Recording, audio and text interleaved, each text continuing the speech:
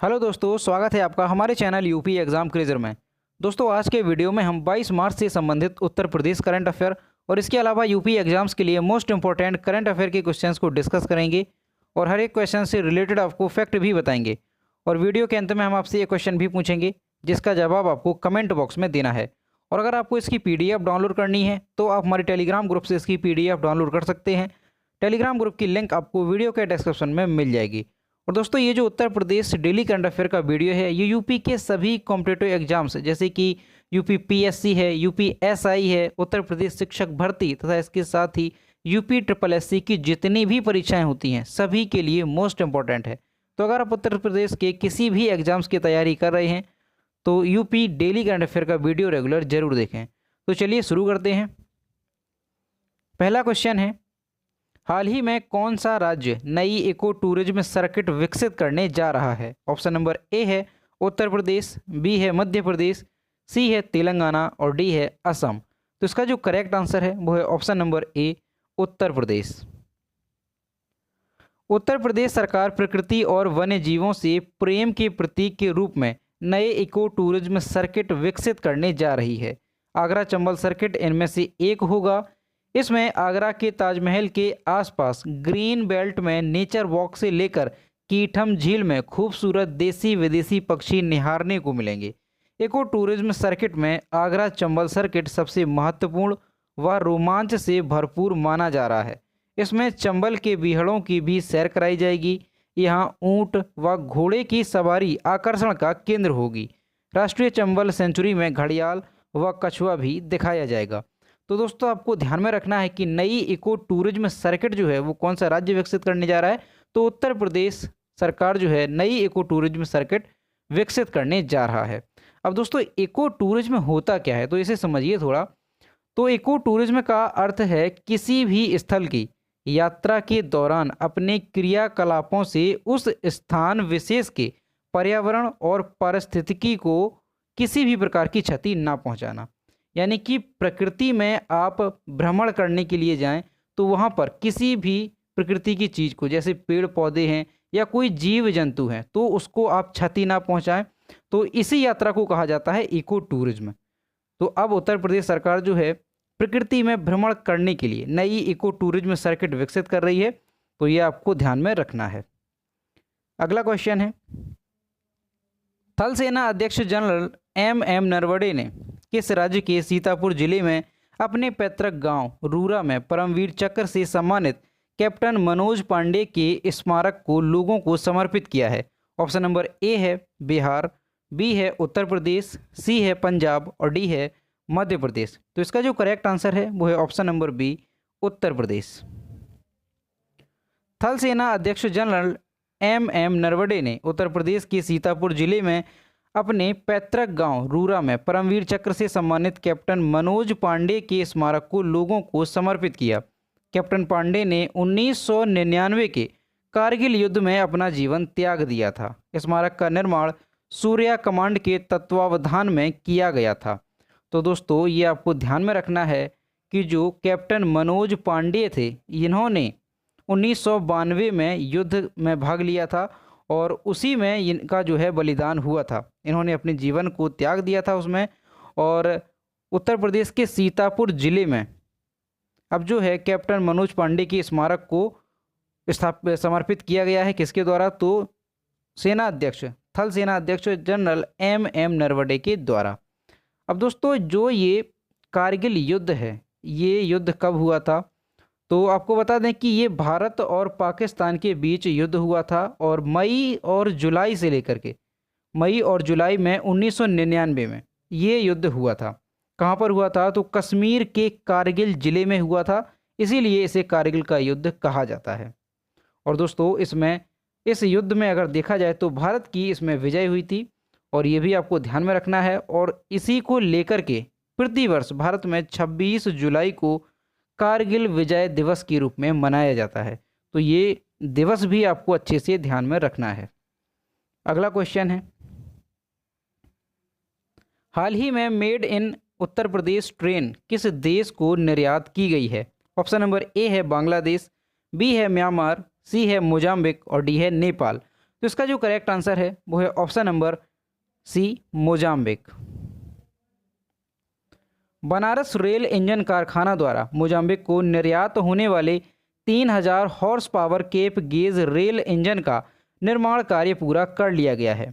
Video conferencing के जरिए rail मंत्री पीयूष गोयल ने 10 मार्च को इंजन को हरी झंडी दिखाकर निर्यात के लिए बरेका से रवाना किया। तो जो रेल मंत्री हैं पीयूष गोयल, उन्होंने 10 मार्च को इस इंजन को हरी झंडी दिखाकर के निर्यात के लिए रवाना किया।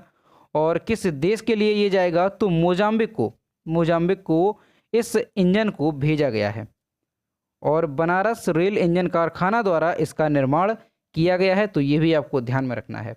अब दोस्तों बनारस के बारे में थोड़ा जानते हैं। बनारस को वाराणसी भी कहते हैं और इसका उपनाम क्या है? विश्वनाथ नगरी, मुक्ति नगर और घाटों का नगर। और जो वाराणसी है वो किस नदी के किनारे स्थित है? तो ये गंगा नदी के किनारे स्थित है। और महाभारत के अनुसार अगर देखा जाए, काशी या बनारस की स्थापना जो है वो दिवोदास नामक राजा ने की थी। ये आपको ध्यान में रखना है कि जो बनारस है, महाभारत के अनुसार अगर देखा जाए तो काशी या बनारस की स्थापना जो है वो दिवोदास नामक राजा ने की थी। और यहाँ पर दोस्तों बनारस में कांग्रेस का 21वां अधिवेशन हुआ था। कब हुआ था? तो 1905 में। आपको ध्यान में रखना है कि 21वां अधिवेशन हुआ था ये 1905 में। कहाँ पर? वाराणसी में हुआ था और इसकी अध्यक्षता की थी गोपाल कृष्ण गोखले ने। और अगर बनारस का एक जिला एक उत्पाद देखा जाए तो बनारसी रेशम साड़ियाँ यहाँ का 1 डिस्ट्रिक्ट 1 प्रोडक्ट है।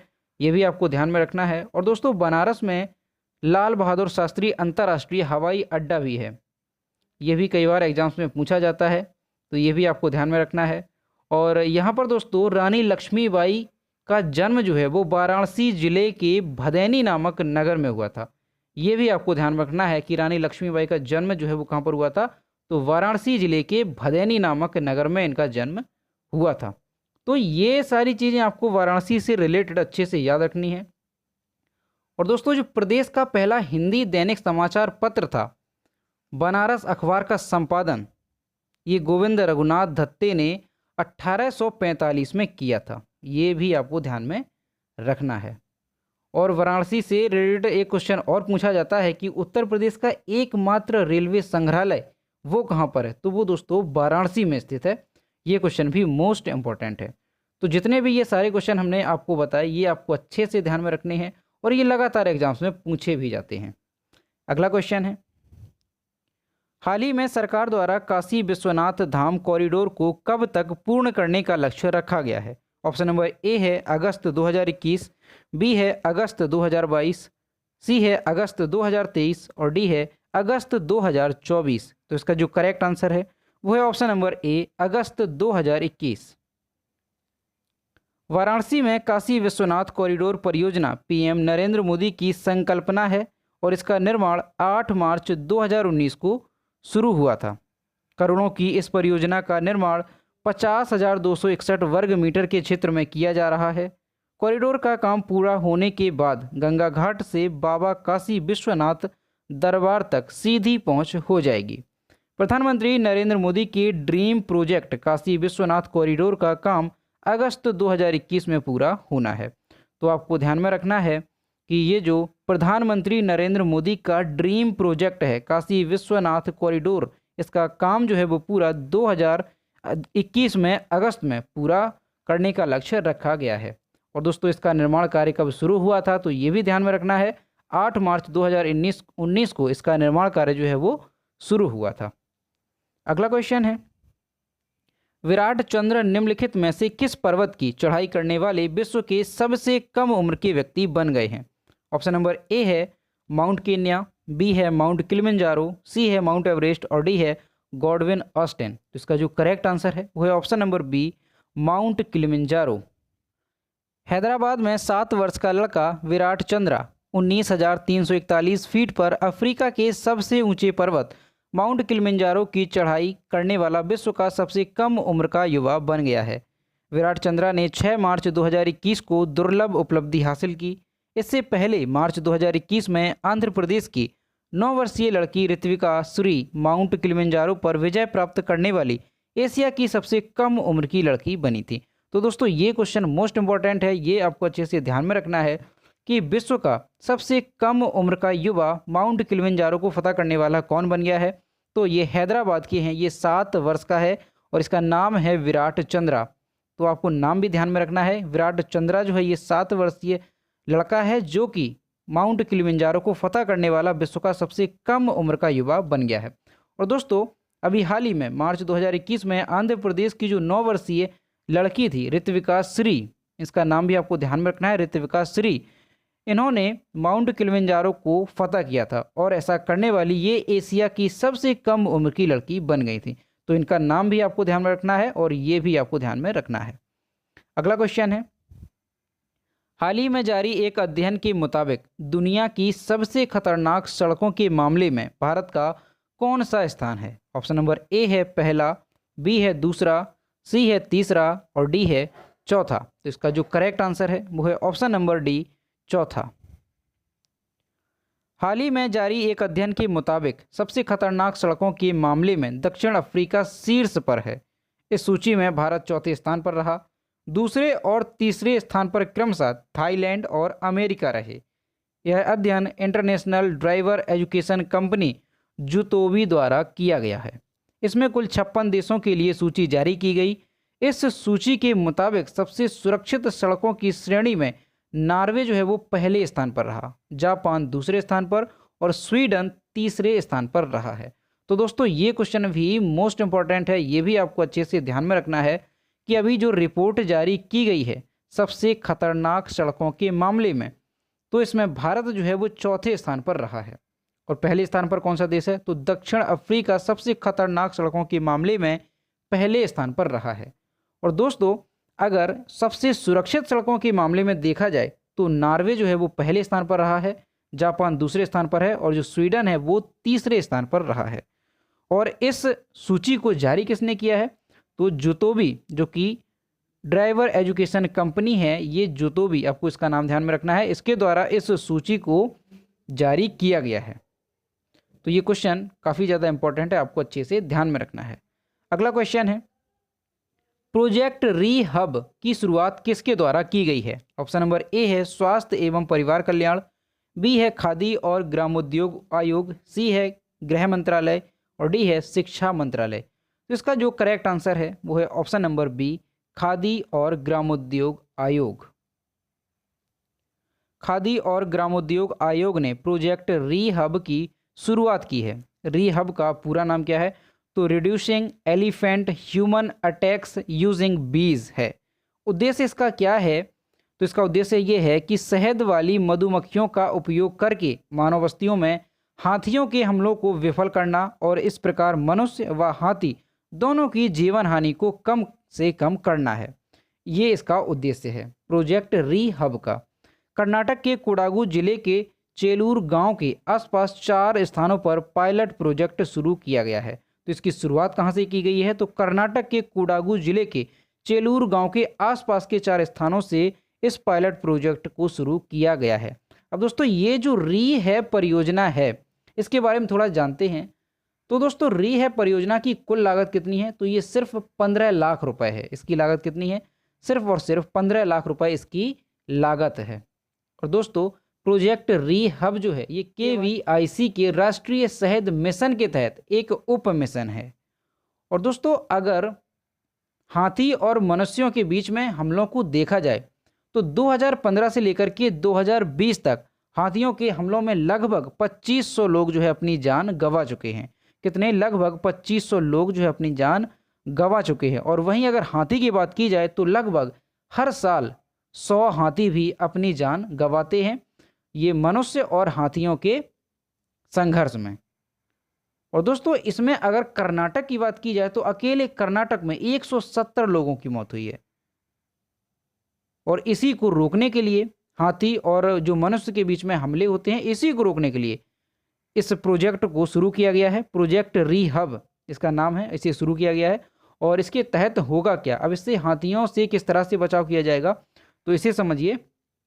तो दोस्तों इसमें क्या किया जाएगा, हाथियों के हमलों को रोकने के लिए किसानों को मधुमक्खी पालन सिखाया जा रहा है।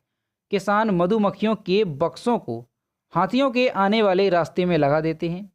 और जैसे ही हाथी वहाँ से गुजरते हैं तो मधुमक्खियों के हमले के डर से हाथी वापस जंगल में लौट जाते हैं।